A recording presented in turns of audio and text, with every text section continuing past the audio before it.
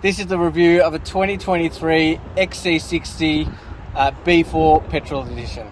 Let's do it.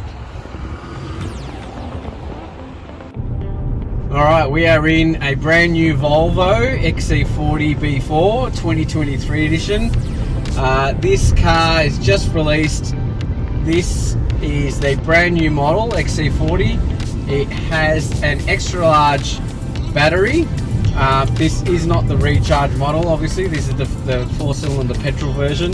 A much larger capacity battery. I think it's a 24 volt battery, and that is because it actually has a unique feature which I haven't seen before in any car that I've driven or that I know of. You know, the stop start speed feature with the car when you're at the traffic lights and it automatically cuts the engine off. With this car, you actually can't turn that feature off, which is one thing that is a bit annoying. It takes a bit of getting used to, but hence that's why they have the capacity for the battery as well. And you can see it actually gets charged as well while you're braking, and I think it actually uses a bit of the battery to help you take off, so it uses less fuel as well. The things I love about this car, one of them is the dashboard at the front, the cockpit, sorry, the digital dash. I love it. It's got Google Maps inbuilt into the actual dashboard.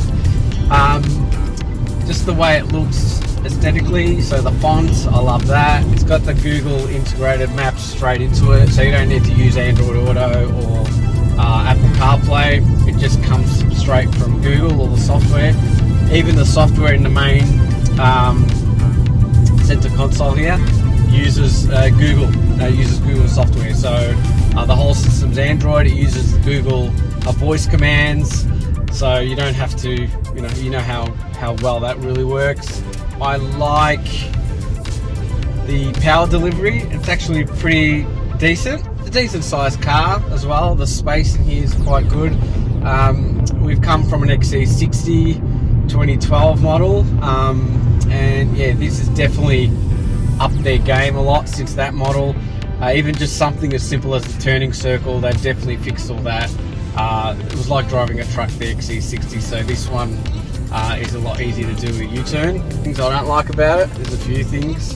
One of them is the way you open the sunroof. It's got like this motion detector thing, which is, I don't know, why complicate things? Just a normal slider button would have been fine. Another thing I like about this car is just the steering wheel. Obviously it looks very similar to the Polestar 2 design steering wheel, obviously because Polestars are a part of Volvo. Really love it. Love the design tweaks in the 2023 model. The headlights design is a bit more modern, a bit more curved. Still has the Thor daytime running lights, which look great in Volvos. Is also in the Polestars as well. What else? Yeah, another thing I really like about it is just the interior quality. I have got a Tesla on order. I've had it ordered since January this year, so hopefully I should be getting it soon. Sound system's really good as well.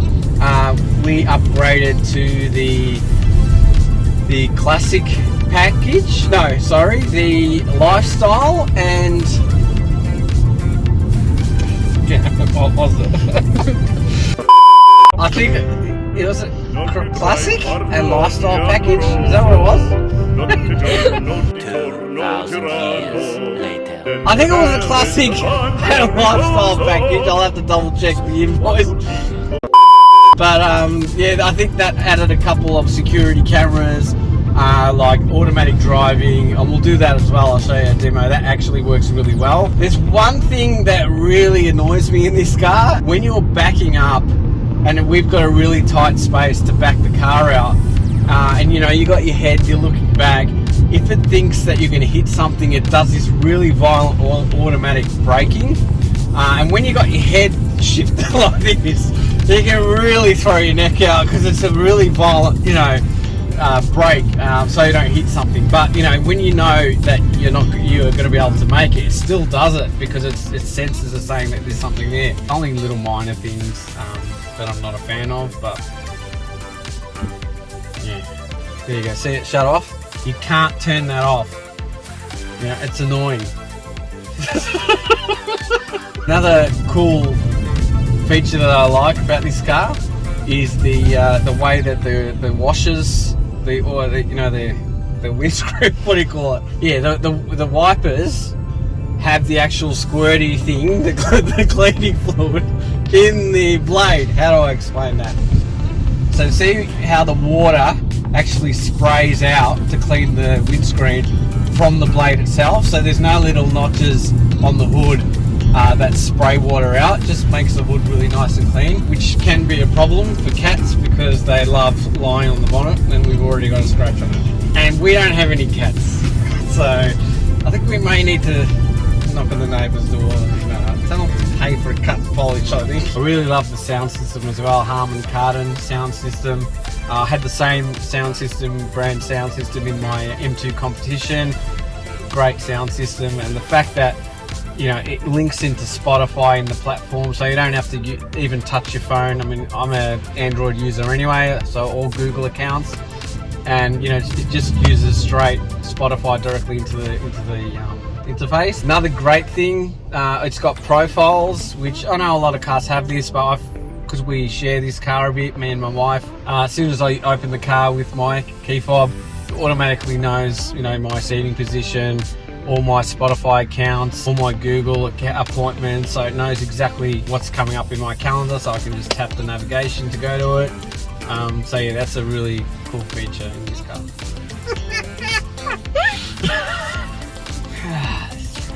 That's the world we live in. I do like the steering wheel. Another really cool feature of this car is the sunroof and the panoramic glass roof. Yeah, like big sunroof. Boot space. It's got an automatic feature where you can just swipe your leg underneath or kick underneath, watch your shins. To then basically open up the hood. Again, not a new feature, but it's cool that it's got it. Just back on the infotainment of obviously the Google infotainment system, it also gives you the ability to download apps using the Google Play Store. Now the apps are actually restricted to, I think, obviously what's been built and designed for this interface and what you can use while you're driving. Yeah, but you can obviously go onto the Google Play Store and have a look, see what apps you can install on the actual device here and the Volvo device. One thing that I'm not used to in cars, because I go for much smaller cars, but I've noticed that the dash is quite high in this car, and so is the hood. But yeah, I mean, overall it's a really good design, but just a bit high for me. It's very similar to the XC40 2022 model, but there are some design tweaks, like the headlights. That's the biggest tell sign that you can tell to the 2023 model. They have like a more curved design instead of a more rectangular design. And yeah, I think that's really about it. And I think the grill's a little bit different as well. You know what I want to try? I want to try the automatic steering on a really curvy road like this. So let's give it a go. Alright, so I've done it at 60. Okay, so I'm not holding the wheel here. Oh my god. Okay, so it doesn't do that. Okay, so this is mainly only I'll use it on the freeway. But it's still pretty cool. Let's see how long how it curls around this corner here.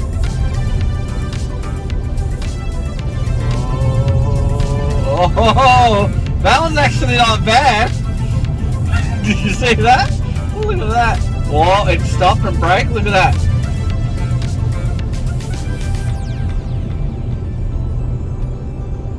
Okay, now it's time to grab the wheel.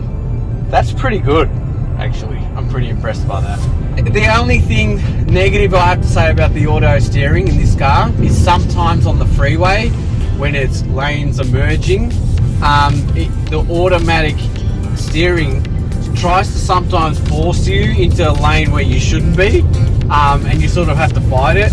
That's the only thing I don't like about it. But obviously, just don't enable cruise until you're on a dead straight line, and then it's all good to go. As you can see, it does curves pretty well as well, curved roads, which is pretty impressive actually. I think it's part of the lifestyle package where you get heated steering wheel, and heated rear seats as well, which is quite cool. It's also got some USB plugs at the back and at the front. It does not have wireless charging, and the car dealer, the car salesman, made sure that we knew that for some reason. So there may have been an advertisement that they accidentally released saying that it did have them. It definitely doesn't have wireless charging. And same with Apple CarPlay. To use it, you need to plug it in. It's not wireless Apple CarPlay. I'm gonna get some ice cream from that chocolatier place. Tip with the fence. Just in case you didn't know. Up is open, right is closed. Just on that, they actually feel quite really good. Very strong, you know, vents. They're not. They're really well made vents. They are actually. I mean, you have a lot of, you know.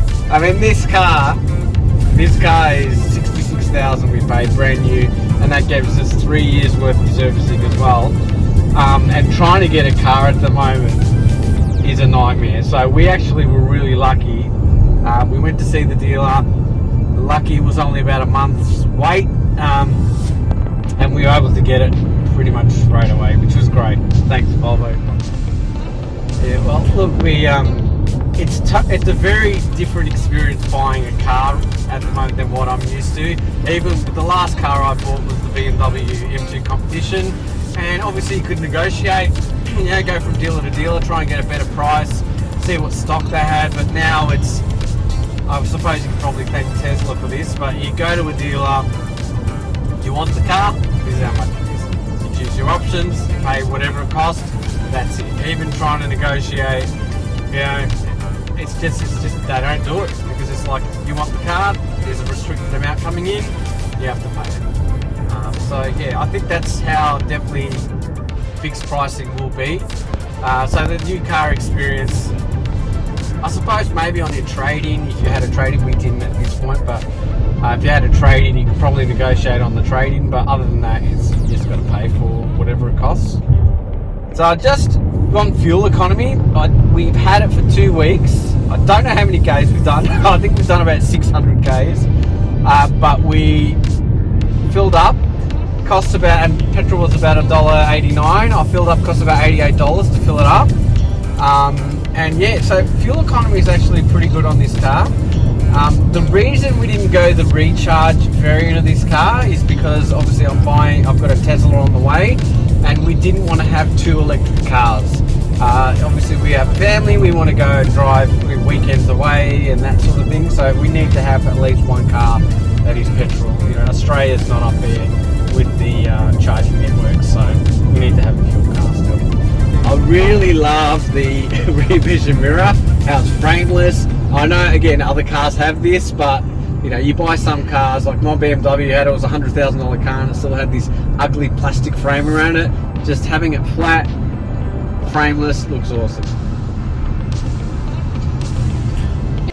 Volvo. You know what I like about the Volvo as well? There's little details, like the little Swedish flag in the seat stitching. I think that's pretty cool as well. Even though it's made in China, but that's fine. It's designed in Sweden. Where are we? Google Maps, please. Oh, there we go. See, it's always in front of your face, the map, so you can never get lost. That film was it. It's too painful to squeeze it.